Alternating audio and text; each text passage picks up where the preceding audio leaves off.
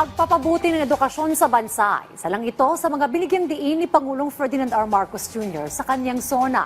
Kabilang sa inilahad ng Pangulo ang pagdami ng mga pamantasan sa Pilipinas na kinikilala sa World University Rankings. Yan ang ulat ni Gav Villegas.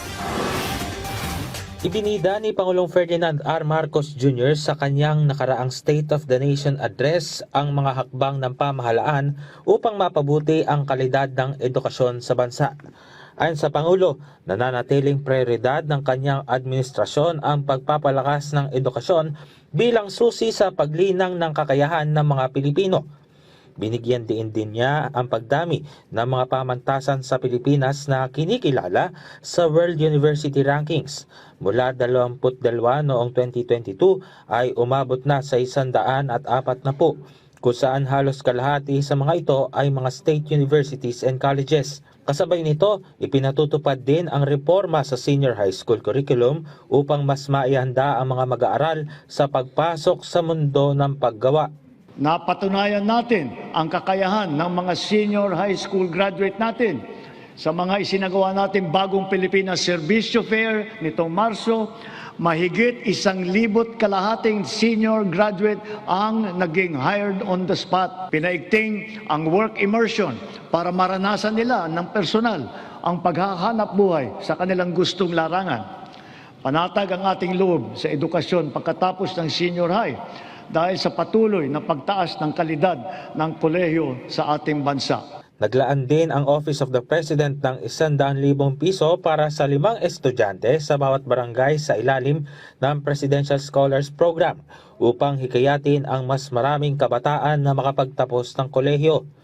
Pinalalawak din ng pamahalaan ang mga Technical Vocational Education and Training o TVET programs upang mas maihanda ang mga kabataan sa mga pangangailangan ng industriya. Ayon sa Pangulo, umaabot na sa 81% ang placement rate ng mga nagtapos sa mga TechVoc courses. Naglunsad din ang pamahalaan ng malawakang pagsasanay sa Artificial Intelligence o AI para sa mga mag-aaral, guro, magulang at iba pang individual. Sa ngayon, nasa 1.8 million na ang mga lumahok sa programa. This success inspires confidence to further scale up our initiatives for AI literacy across all sectors.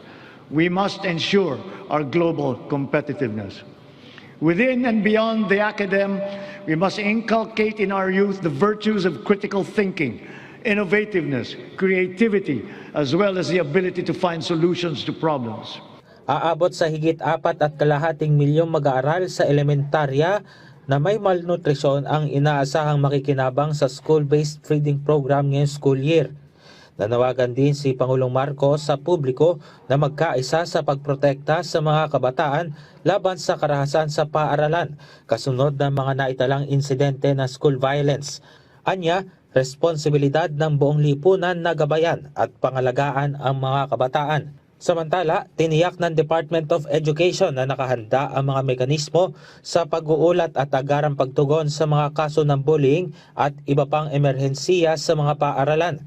Magtutulungan din ang DepEd, mga lokal na pamahalaan, barangay at PNP upang higit pang paigtingin ang seguridad sa mga paaralan. Magkakasama tayong lahat sa misyong ito. Ang pamahalaan, pamilya, paaralan, simbahan, industriya, komunidad.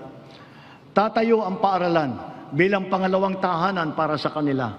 Kaya hinahanda natin ang mga pampublikong paaralan upang tanggapin sila ng bukas palad. Gab Humilde Villegas, para sa Bayan.